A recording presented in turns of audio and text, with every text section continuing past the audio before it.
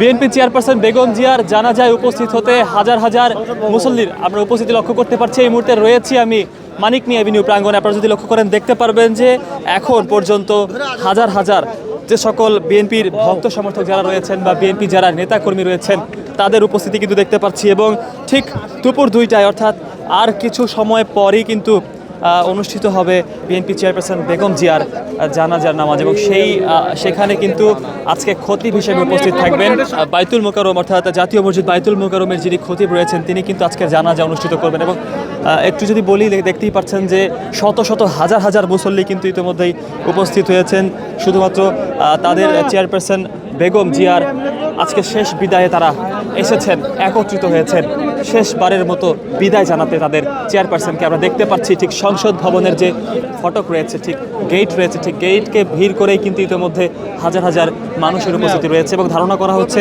কিছুক্ষণ পরে আরও মানুষের উপস্থিতি হবে, কেননা এখনও অনেকটাই সময় বাকি রয়েছে জানাজার। ঠিক সেই লক্ষ্যে আমরা জানি যে আরও কিছুটা পরেই কিন্তু মানুষের উপস্থিতি বৃদ্ধি পাবে বলে ধারণা করা হচ্ছে। এবং একটু যদি বলে রাখি যে আজকের দিনটিকে কিন্তু সাধারণ ছুটি হিসেবে ঘোষণা করেছেন প্রধান উপদেষ্টা ডক্টর মোহাম্মদ ইউনূস। যেহেতু আজকে বিএনপি চেয়ারপারসন বেগম জিয়ার জানাজা অনুষ্ঠিত হচ্ছে, ঠিক এই জানাজার জন্যই কিন্তু মূলত সাধারণ যে ছুটি সেই ছুটি কিন্তু ঘোষণা করেছেন প্রধান উপদেষ্টা ডক্টর মোহাম্মদ ইউনূস।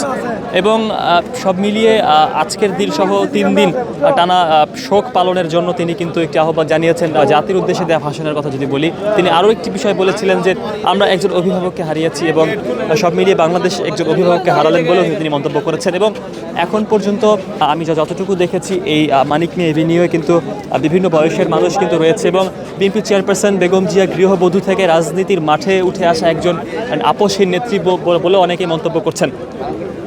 দর্শক দেখতেই পাচ্ছেন জাতীয় সংসদ ভবনের ঠিক একদমই যে প্রাঙ্গণ, ঠিক সেই প্রাঙ্গণ অবস্থান করছি।